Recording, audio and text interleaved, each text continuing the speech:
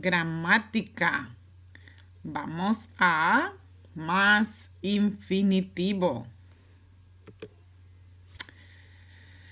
So, some people suggest using this vamos a plus infinitive as the English let's plus infinitive, right? Like a command for us, right? When you are commanding something to a group that includes yourself. The thing is that even though your book teaches this as structure, not all Spanish speakers use it in that with that meaning. Okay, so it seems to be mainly used like in the United States, where Spanish speakers are very influenced by English. Kind of, they are making a literal translation. Okay, but in Spanish, for most Spanish speakers, it would be more a suggestion than a command. Okay, muy bien. But sometimes you could use it as let's plus infinitive. Remember, always after verbo ir, to go, we need the preposition a. See? And then it would follow an infinitive. Remember, no, we never use two conjugated verbs in a sentence. See? So, vamos is going to be our conjugated verb, and then it's going to be followed by a and the infinitive. Here's an example. Vamos a ver una película. Let's watch a movie. And it's easy to use and it's easy to remember the meaning as well. And we will be practicing during class. Gramática, el imperativo afirmativo informal para tú. Remember, we have already seen the formal imperative, right? For usted. Now, when you are addressing someone you know well, like close family and friends, usually you're going to treat them as tú, not usted, right? And these are the commands, the affirmative commands you need to use for that, for those people. See? For regular verbs, very easy. The affirmative two commands are the same, exactly the same form as the third person singular. Usted, él, ella. In the present tense. See? And we will see some examples.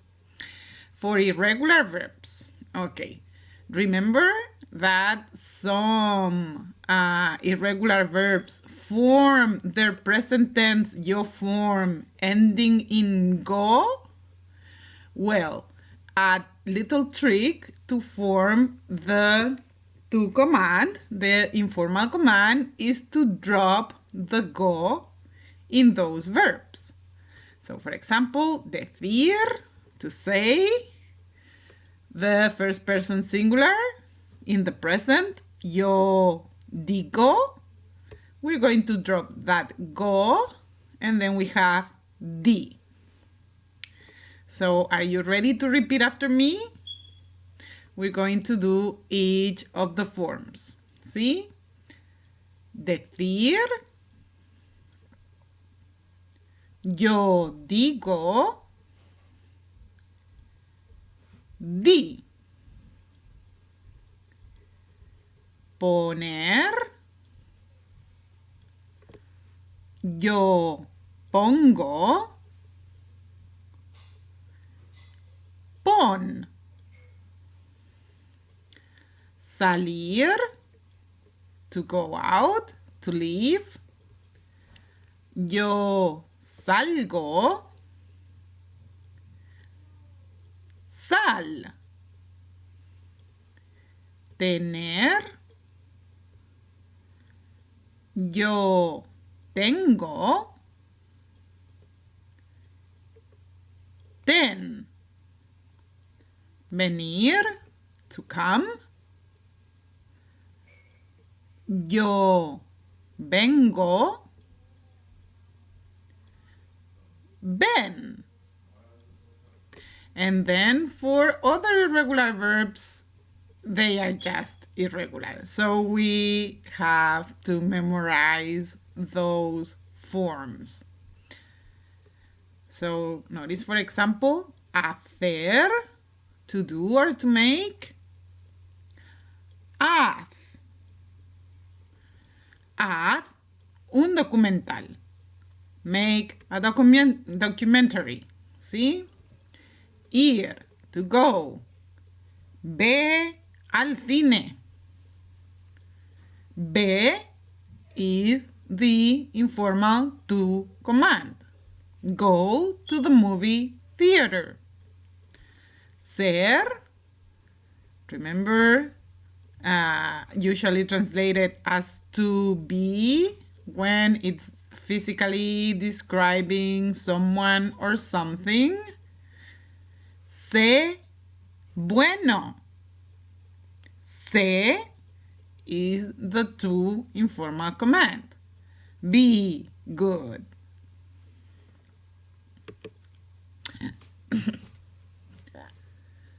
And these affirmative to commands follow the same rules of pronoun placement as the formal commands, right?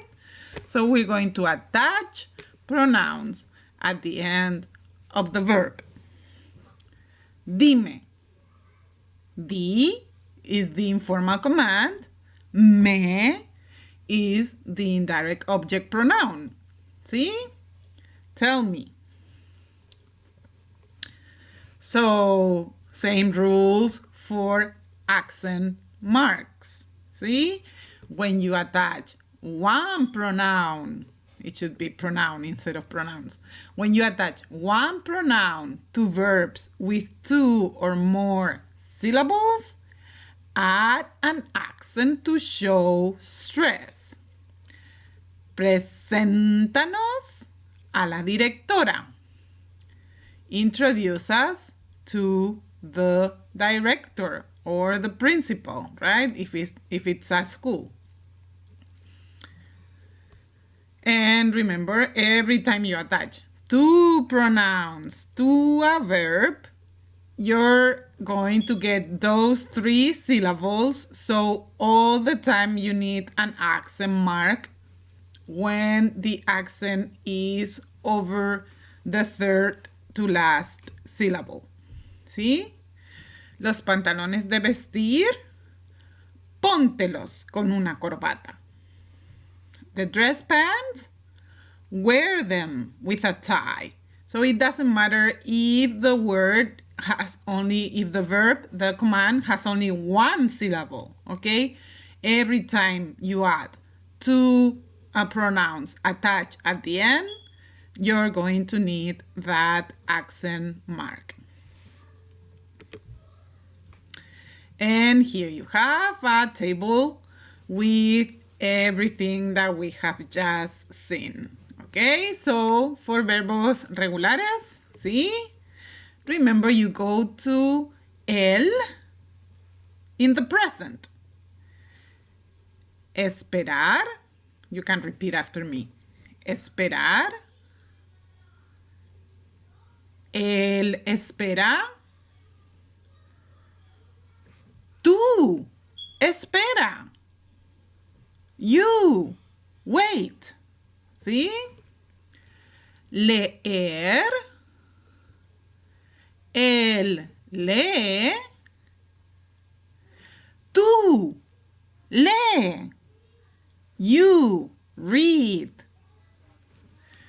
Escribir. Él escribe.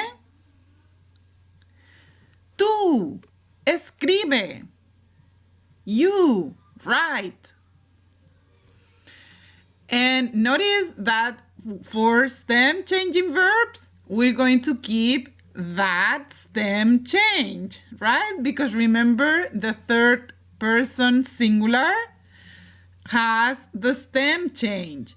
So the imperative for to, that command is going to keep the stem change. See? And remember, depending on the ending, ar, ir, we're going to follow the right conjugation. You can repeat after me. Empezar. Él empieza. Tú empieza. You begin. ¿Sí? Dormir. Él duerme. Tú duerme. You sleep. Go to sleep. ¿Sí? Entender. Él entiende. Tú entiende. You understand. Muy bien. Seguir. Él sigue. Tú sigue. You follow or go on, right? Depending on the meaning of seguir. Those forms, yo forms ending in go, remember we drop the go, right? We go to the present, to the first person singular, yo, and we form our imperative to, dropping the go.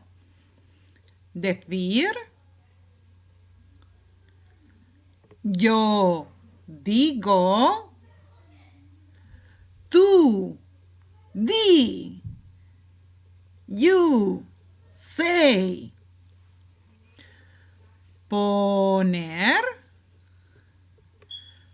Yo pongo. Tú pon. Salir. Yo salgo. Tú sal. Tener. Yo tengo. Tú ten. Venir. Yo vengo. Tú ven. And then our three irregular forms. Remember, there are more irregular verbs, right? But these are three of the most common ones. Hacer. Tú haz. Ser. Tú sé. Ir. Tú ve.